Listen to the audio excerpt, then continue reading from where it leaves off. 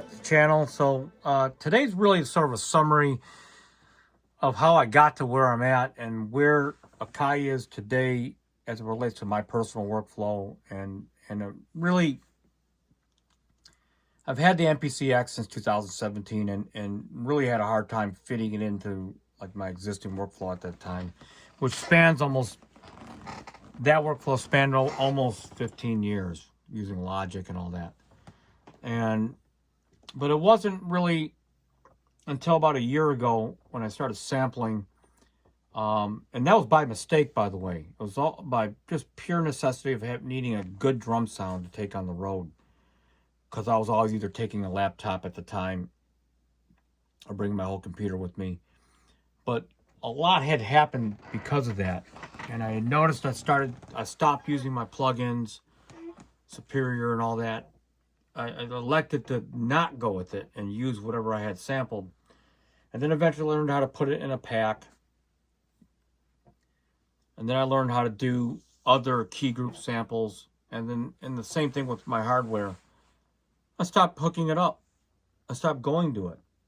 And I had noticed as I started doing more and more sounds and organizing them in the packs, I noticed I was going to the sampling of my hardware specifically this time to do it so I wouldn't have to go to the hardware. And then after the first 12 packs, this is last year around this time, I started to revamp them because I got better. Like anything else, you get better doing things. And I started polishing them up, and I sort of gotten sort of an algorithmic approach to being able to sample them. Any questions about sampling and how I did everything, just leave them in the comments. And if I get enough of them, I'll tell you about how I sampled all the stuff, because it's not how you think. And so when I combine the inner catalog of all my custom key groups, I noticed how more convenient and how synonymous it was to the tactile workflow of being able to work already within the system. So you just go in here, right? You pick a sound.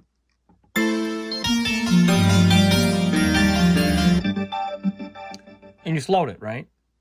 And then, so it's like you don't have to go to your external gear and pull up a knob and find that sound. And here's the sound here, playing it right now. And then it doesn't take long where you start to realize, wow, I don't have to actually burn the stuff as audio. I don't have to turn the module over to the corner of the synthesizer and make sure the channel's right and the sound that I used when I started the song has to load up, and all that stuff sort of like the light bulb goes on, and you see that there's clearly distinct advantages, even if it means the sound quality is not exactly the same. For me, it totally outweighs that. And it's really, and so unifying with the MPC, today's MPC, what it ended up doing is it sort of unified that whole process as good as it possibly could ever get for me. As a matter of fact, the downfalls of this process are so insignificant that it's not even worth the trade-off of going back. And I have, by the way, tried to go back and test it out, and it just was night and day. I couldn't imagine going back. Which is to say that I voluntarily sort of shackled myself, if you will, and that's not probably a good word to use, but sandboxed myself into this sort of modern workflow of the MPC, which is not a bad thing. Do I use the plugins? No, I'm talking about these. Do I use external plugins in the DAW? Every now and then I'll use a ROM, reverb, or some kind of delay or something. But as far as the pre-production stuff that I'm doing right now, no, the answer is no, I don't. And the music that I do and the sequences that you've heard on some of these videos, to me, sound really good. And the process is very enjoyable. I can resume. I can start it on the computer and then finish it on the Standalone. Take it over the MPC keys, whatever I got to do. So there's a lot of parity that you just don't get when you're when you're doing it the other way, like the older way that I was doing everything with plugins and modules.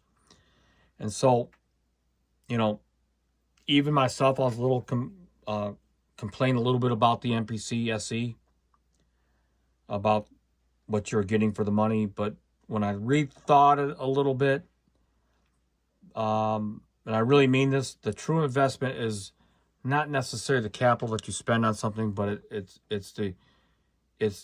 the amount of time that you put into your gear so that you can make it work for you at the end of the day. Because the whole purpose of this gear is really to make as a creative extension so you can make the music that you want to make, whatever that is. And I find that totally outweighs all the other bickering and stuff about the other stuff that doesn't have this feature, is lacking this or lacking that. You know, getting that music out and getting it done is ultimately the end goal. And that's honestly, for me, hard enough as it is. And so that's kind of like my whole like path, coming from the old school, from the 80s all the way to now, where we're at. And as far as future releases and hardware, you know, if they do come out with hardware that jives properly and doesn't add too much crap and doesn't require subscriptions and all that other stuff, which I really don't really care for, maybe I'll indulge in it in a new firmware. But at this point, there's nothing that the current line of MPCs that are out right now, they can't do it, not what I want to do, but the way I want it to do. They can handle that really easily, and then some. So anyway, that's sort of my 2 cents in on today's MPC.